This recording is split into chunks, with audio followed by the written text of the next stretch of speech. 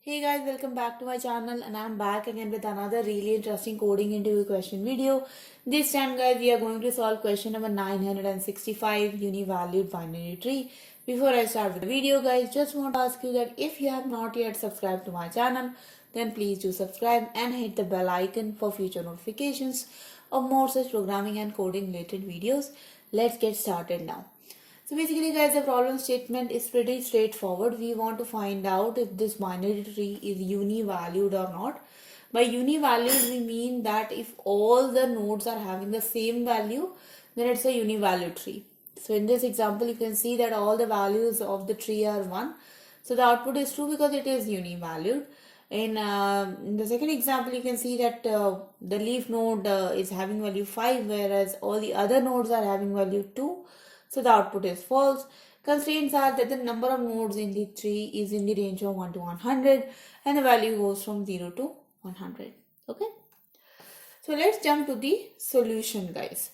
So just looking at this problem guys, there are two ways to solve this problem. One is the depth first search and one is the breadth first search.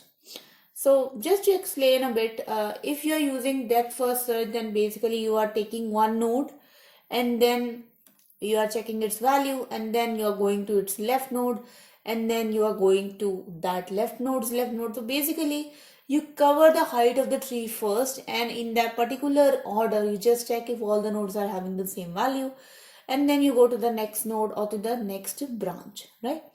But if you are doing breadth first search, then basically you are doing sort of a level order traversal. That means first you check all the nodes on one level. So in this case, there is only one node on root level, that is root node. Then you check all the nodes on the second level and then you check all the nodes on the third level. Okay. So basically it's a pretty straightforward implementation of depth first search or breadth first search. But in this case, we are going to solve this problem with the recursive depth first search approach. So let's see how we can do that. So basically guys, we are going to take this is universal tree function and we are going to call this function only recursively to see if this tree is a univalued tree. Now, let me just remove BFS here. We are just going to use GFS. So the first thing in a recursive function is the base condition, right? So my base condition is that if the root value is not equals to null. So if the root is equals to null, then basically it is a univalued tree, right? So if the root is not equals to null, then we have to do further things. Otherwise, we simply return true. Now let's go inside this if condition. Now we are going to check our other base conditions. The first base condition is that if root dot left is not equals to null and root dot left dot val is not equals to root dot val.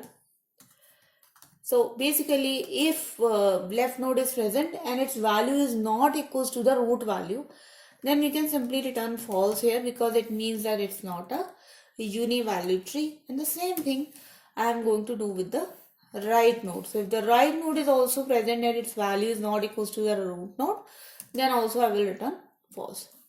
And finally, once this check is done, that means that for the root node, both left and right child are having the same value. Then we go into their own subtrees. That means we'll go and evaluate the left subtree and right subtree. So after evaluating those, we are going to return an AND of the left subtree result and right subtree result. So if both left subtree and right subtree result is true, that means both of them are univalued trees. It means that our main parent tree is also univalued. And finally, this will return true. So let's run this code guys. Let's see if this works for our problem statement. And there you go guys. You can see that it's accepted. And yes, so there you go. It's accepted. Now talking about the time complexity guys. So the time complexity for this particular solution is going to be order of n. Because you can see that we are checking each and every node and assuming there are n nodes in our tree, the time complexity is going to be order of n.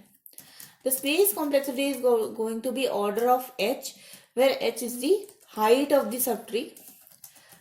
Basically guys, you can see that this particular function is being called for the left subtree and for the right subtree. So at one particular time, if we are going through the entire depth, So let's see, if I'm going to the entire depth of this subtree, then at one point of time, I'll be holding the entire height of the tree in my recursive stack. So that's why the order of the space complexity is order of h.